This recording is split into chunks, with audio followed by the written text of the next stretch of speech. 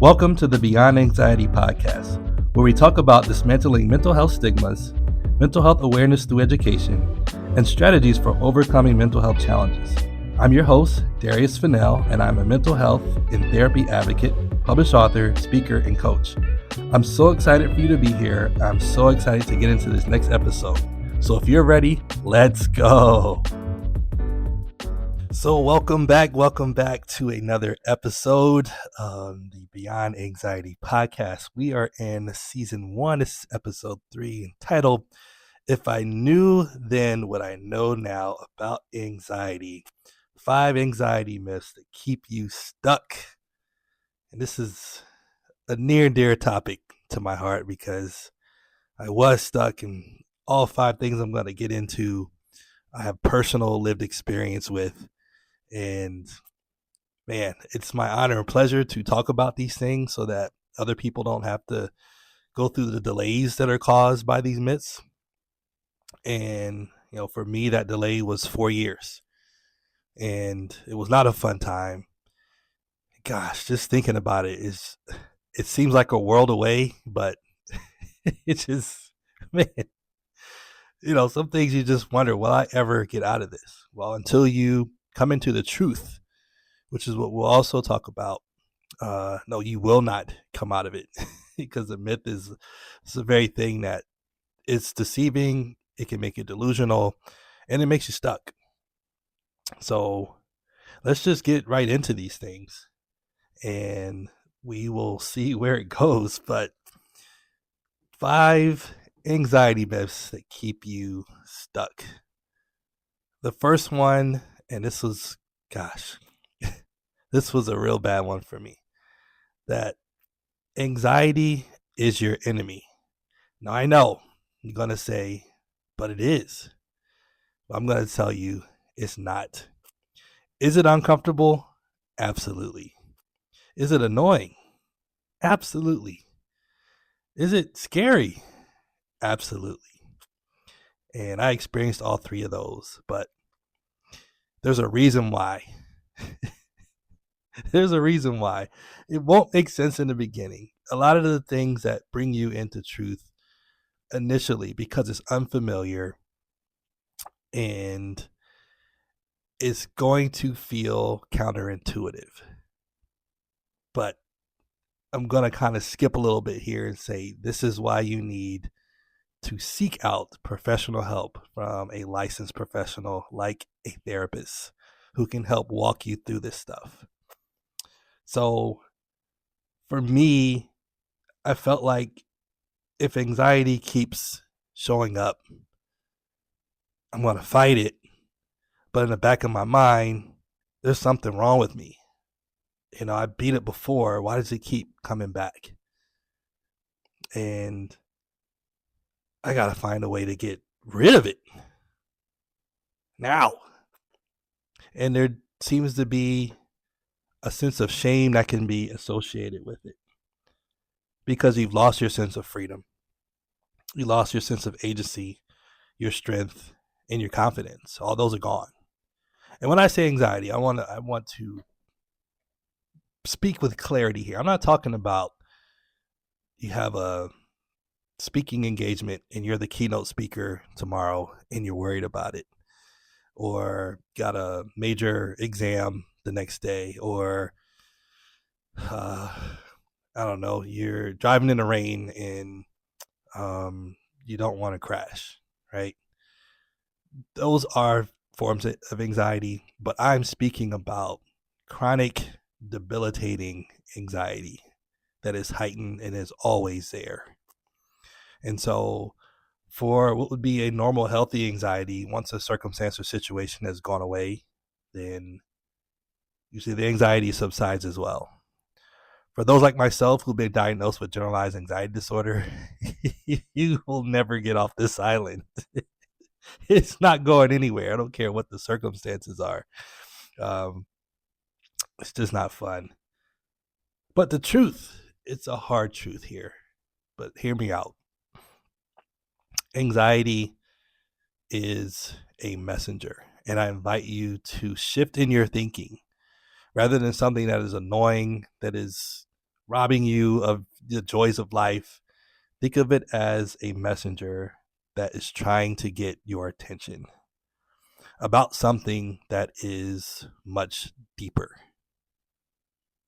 So, again, I'm going to stress the importance of going to see your primary care physician, because not all roots of anxiety are emotional or mental. It could be something that's physically wrong with you. When I say physical, I mean like one of your organs, your thyroid, your blood sugar. There's so many other factors, medical factors, that can go into causing you to feel anxious round the clock. You won't know by going on WebMD or trying to self-diagnose using a search engine. You need to go to someone who's been trained for it, licensed for it, and can go through all the numbers and metrics with you. So important to do that. For me, I did all that and then realized that all my numbers are fine. So guess what? Now I can deductively rule that out and say that aspect of my life is fine, and I don't have to worry about that particular part of my life as far as being associated with anxiety. And that's also what made me accept, okay, this is mental and emotional. I need to see a specialist for it. Right. So what happens is, as you ignore this voice that really, if you be honest with yourself and look in hindsight, it's been talking to you for a very long time. You ignored it. So guess what? Turn the volume up. You ignored it some more. So then you became hypervigilant. You didn't realize these things were necessarily happening, but you felt them. If you were like me, you made yourself busy, taking care of everybody else, trying to do things and make accomplishments, really to just fill in that time to really try to run away and avoid the inevitable, which for me was a breakdown and dealing with the root causes of the anxiety, which were deeper issues and unresolved trauma in my life that could only be resolved with the help of a licensed professional, such as a therapist. So the second one, it's not funny, but it is, because I remember at one point I thought these things were going to help me. The myths that I believe were this was going to be my exit ticket out of here. It wasn't. But the second myth is I can beat anxiety with reasoning. And if any of you know anything about the anxious mind, is there, it's built on a lot of uncertainty and the feeling of not having control. And I felt like if I could reason with this anxiety, I could tell it the things that I thought it wanted to hear, solve all the uncertainties, and regain control, that, hey, you know what? Anxiety will go away. I'll feed the monster and he'll become my friend. He'll go to sleep or he'll go away. Here's the truth: the anxious mind is never satisfied. Ever. Don't care. You may have peace for about literally 10 minutes because all the irrational questions that were in your mind, you found a solution for each one of them. But if you've ever played the game Whack-A-Mole, they just keep popping out. You try to hit them and knock them back down. And then what happens? The other moles come up out of the ground and the game never ends, right? Maybe in an arcade it does, but in your mind, you'll never stop hitting the moles, which are irrational thoughts that will come up and present themselves to you. All right. So I thought, I can win this battle because, after all, my background's engineering. We problem solve. That's what we do, right? We collect the data. What are the givens? Come up with a hypothesis. You test the hypothesis. If it works, then you turn it into some type of solution, wrap it, commercialize it, get it out to the customer, right? Game over. Does not work that way with the mind, So what was the solution for that? For me personally, again, not a licensed clinician, do not diagnose, cure, treat, or prescribe anything. I'm speaking about my personal experience. You have to find your own path and get the guidance of licensed professionals. I'm going to keep saying that. But for me, I had to get really, really quiet and really talk with the anxiety within me and say, what is it that you really want? What are you trying to show me? Again, this was under the care of a licensed professional. So for me, I was carrying way too much emotional baggage and trying to gain a sense of validation and external and worth through external means. And my emotional self was exhausted. I wanted to feel like I could control that aspect of my life. The more that I achieve, the more I can feel normal, I can feel safe, I can feel acceptable. Again, it's never satisfying. And you'll come across somebody who won't give you that, or a circumstance where you're not able to achieve and get that dopamine hit to where you feel safe and loved and lovable, you know. And the other thing that my anxiety talked to me about as I got quiet was just want to feel safe again. Want to feel a sense of love and worth without having to work for it. And the beauty of this is that you get to find out not what you had to conform to be in survival mode to just kind of survive in life, but your true core values that make you you, right? The very essence of your identity and your being are wrapped in or manifest itself through the values that exist within you. And so when you don't live those things out, you're not being your true self, and it causes this internal friction. And every time there's resistance or a lack of continuity on the inside of you, you go into the suffering mode, you go into struggle mode, and it doesn't end until you've come to terms with what's going on the inside of you. So these were very, very hard lessons for me, but I'm sharing them with you because I want you all to have the sense of hope that you can come out of this. You just have to have a different mindset about it and be willing to accept that the way that you are thinking now may not necessarily be safe, may not necessarily be a solution to what you're trying to get to, and it may not be accurate. Those are painful truths I had to come across. I mean, there was some sessions I had in therapy where I was like, man, I'm wrong about this. I am wrong about this, you know? And because when you're in survival mode, you cannot accept that. You cannot allow yourself to think that you're wrong because, after all, I'm using this information to survive. So if it's wrong, then I can't survive. And now I'm more anxious. Oh, here comes the spiral. Congratulations, you won. You know, so the third myth, and this one's a bit, I don't want to say controversial, but I got to be careful about how I talk about this one. But the third myth is if I take medicine for anxiety, I'm weak. Right.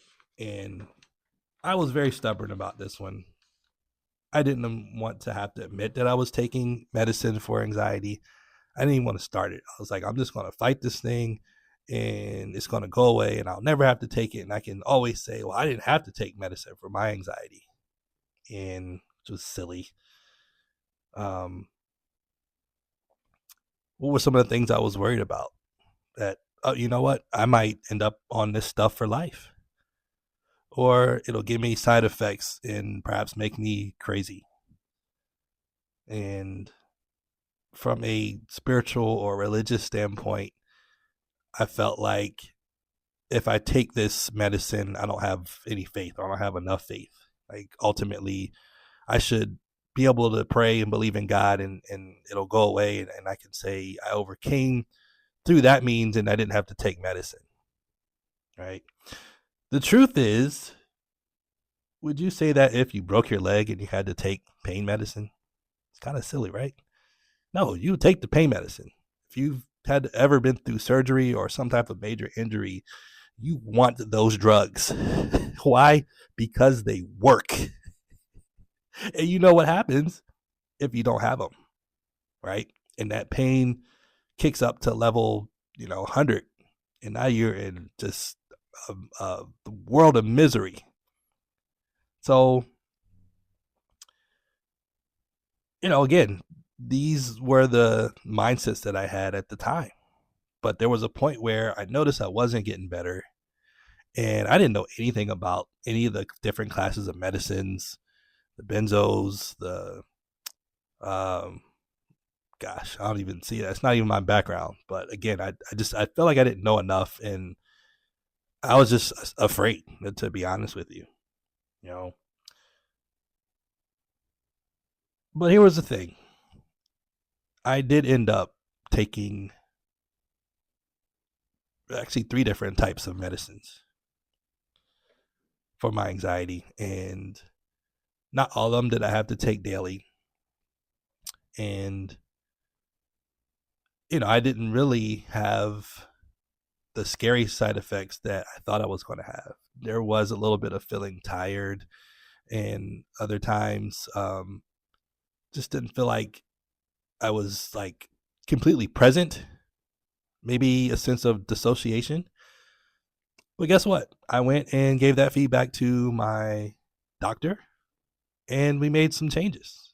And the changes worked. And I also said, listen, I know I need this right now, but let's create a partnership to where if I can demonstrate making personal changes in my life, that we can start to cut this medicine in half. If you don't see the proper changes, I trust your professional judgment that I may need to be on these for a little while. And I was.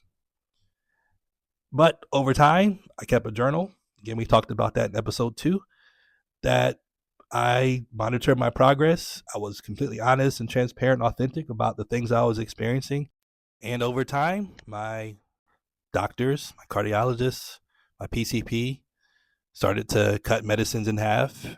And actually, one day I came in for a routine checkup with my primary care physician, and they were like, "You don't need this anymore." And that wasn't my intention to say, "Is today?" It was, she said, "You know what? I've seen the work. I'm happy with what I've been hearing. You've been making good progress, and we don't even need to wean because you weren't even on a high enough dose to where we have to progressively, you know, cut you in half. Please don't cut me in half. Cut the medicine in half, in order to get down to not having to take it at all." So, but again, that was through partnerships. That was through being honest. That was through being vulnerable. Again, showing up with my journal and just really saying where I was and giving feedback and receiving feedback. And we were able to make the necessary changes. So, the fourth myth is I can sleep my anxiety away. And this one is pretty bad because the opposite happened. I thought maybe I'm just tired. If I increase this sleep, then maybe a rested body means a rested mind. And the truth is, I was in a state of dysregulation, nervous system dysregulation. And over a period of time, because I was so inactive and became so sedentary, my muscles in my back, my shoulder, and my hips in particular tightened up. And I don't mean like going to the gym and working out tightened up. My range of motion was gone. I had inflammation in my joints, and it just became counterintuitive to what I expected to happen. And so eventually that even led to insomnia. So I'm like, okay, wait a minute. I tried to sleep more, and that's causing me to sleep less. Right. So I ended up having to go to physical therapy and, work through some issues with my doctor and therapist about what was happening. And of course, some places you don't need a referral, but under the plan I was on at the time, I did need a referral to go to physical therapy. So I had to sit down with my doctor and talk to her about that stuff. So again, more transparency, more vulnerability, because I'm still thinking I can do this myself. But now I'm seeing that the very things that I'm trying are making things worse and counterintuitive to getting better. So the fifth myth, and And I laugh after each one because I'm like, wow, what, how much faster would I have recovered from chronic debilitating dysregulated nervous system anxiety if I didn't have any of these myths? The fifth one was meditation and breath work are spooky and ineffective. And I'm thinking, again, here's the religious part. You know, what if I'm doing some of this weird stuff and some spirit jumps on me? Something, the heebie jeebie gets me, you know? I just didn't understand it. I didn't trust it. I didn't want to do it. I thought it was weird. And so I said, I'm not doing it. And then one day, again, talking with my PCP, um, she gave me some information that was science based. I remember it was, I think it was either a paper or she gave me a web link to go to UCLA. And they had like all these different studies on breath work, on meditation. I'm like, well, backgrounds engineering. You're speaking to the analytical mind. I like this stuff. This is wonderful. I like it. And before you know it, I said, you know what? I'm going to give this thing a try. I'm really going to try this. And then there's a man named Dan Harris. He's got this thing called 10% Happier. Heard about his story. I think he was a news anchor. And one of the times he was, doing the news, he had a panic attack on air. And so he ended up going through this long journey of trying to understand why it happened and how to get better and all these other things. But I don't think he would regard himself as at least at the time, as a religious person. And so he wasn't necessarily interested in all the mystical stuff that, you may find in some of the breathwork practices or things like yoga and things like that. He just wasn't interested in the kind of the non-analytical part of it. And that's kind of the approach that I took to it as well. But once I saw that, hey, these things, when you meditate and when you do breath work, are actually having a physiological effect on something called the vagus nerve and the part of the nervous system called the parasympathetic nervous system. I was like, whoa, whoa, whoa, whoa, whoa. Para what? Paratrooper. What? Wait. What's going on here? What are all these different terms? Again, it's not my background, but when you want to heal, you will start to learn. This is how the body operates. It's how your body works. And so you better get in sync with it and figure out what it wants.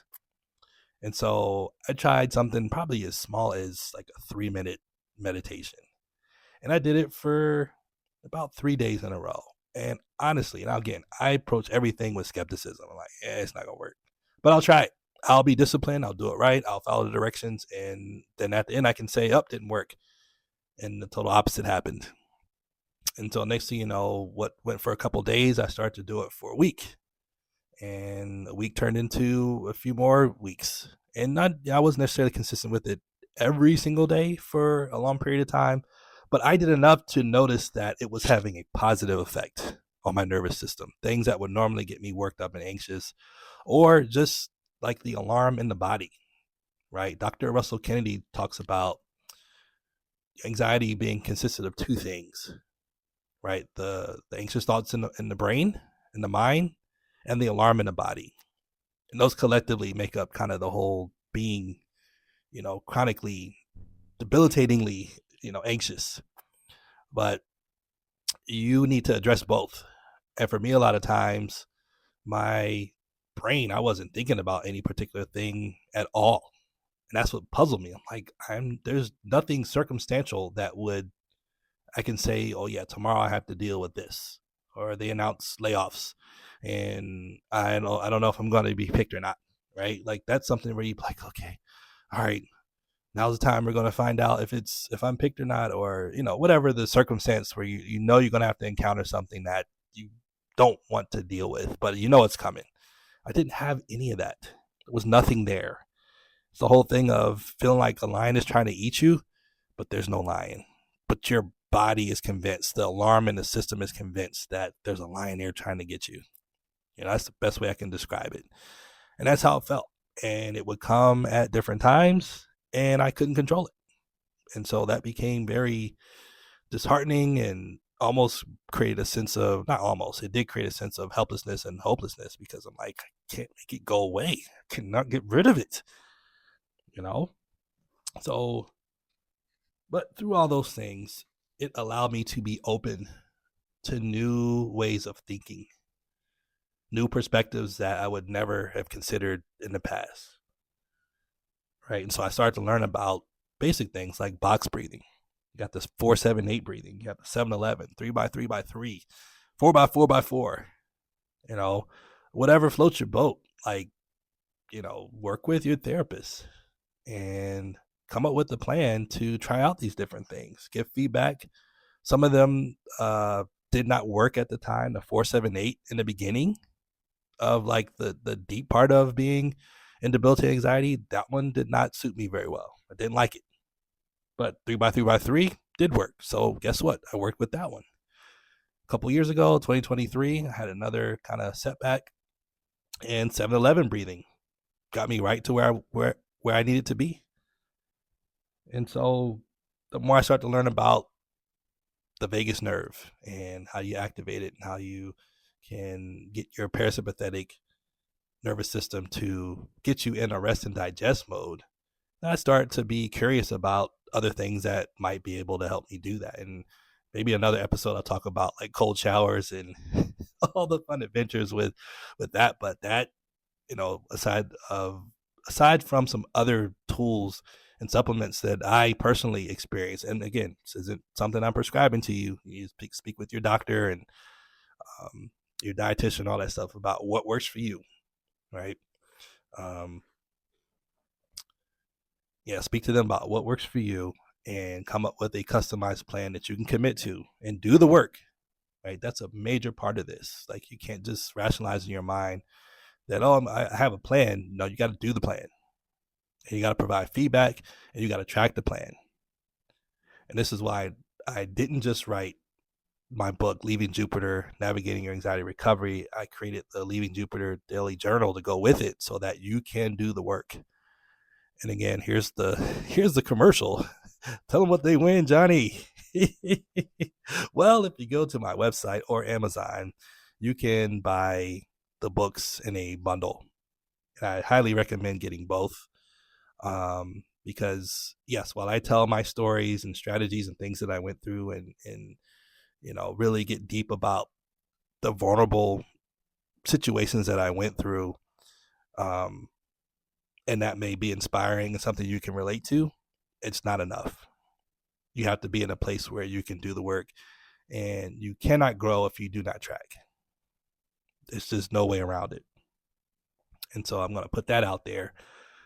But again, just to kind of wrap this up with the bow here and summarize, these myths, along with like stigmas from the past, only compounded the delay. Ultimately, that would slow down my recovery time. And when you're going through it, there is no real like finish. Okay, if I just do this, then by the end of May, I'm going to be great. No, you may not be great for a while. Or, yeah, you do all the right things and your body responds. That's the thing. Listen to the body. Be aware of what it's feeling, what it doesn't like, and the different adjustments that you may need to make along the way. Again, getting that good feedback from your dietitian, from your primary care physician, and your therapist. Like, to me, those three are like the trifecta. And then if you have to do some type of physical therapy, use that as well. Give feedback to that as well. All it kind of ties in to where you are identifying those areas where you are deficient, right? Whether it's nutritional deficiency, your coping skill deficiency, something in your blood work that's showing some type of deficiency, right? Get all those things identified and work through them. Do the work. But to summarize the different things that we talked about, right? The 5 different myths, right? Anxiety is your enemy. No, it's not. It's a messenger. I can beat anxiety with reasoning. No, you can't. The anxious mind is never satisfied. If I take medicine for anxiety, that means I'm weak. No, you're not. It just means you need help. And how many of us in life have never needed help before. Yeah. I can sleep anxiety away. You can't. Just doesn't work that way. And then the last myth is meditation and breath work are spooky and ineffective. Not true at all. You just have to find the right aspects of meditation and breath work that work for you. And some of them are just as simple as doing like a body scan, right? You focus, you close your eyes, you slow your breath down, you breathe out of your belly at a slower rate and scan from the top of your head like a photocopy machine, the top of your head down to your toes and then back up again. Do that like 3 or 4 times. What is that doing? It is keeping you in the present moment, right? When you are anxious, you are trying to predict the future. Worst case scenario usually, and how you can avoid some predicted and likely irrational fear that probably won't occur. But to you, it feels real. So it is real. And so the path back home is the present moment. And meditation and breath work are 2 good tools and mechanisms to help you get there. So I hope that helps. We are coming to the end of the episode. I just want to say thank you for listening in. I will be announcing the next episode sometime next week, but thank you for joining. And this is Darius from Beyond Anxiety telling you to find your recovery path. Until next time, Hope Champions, take care.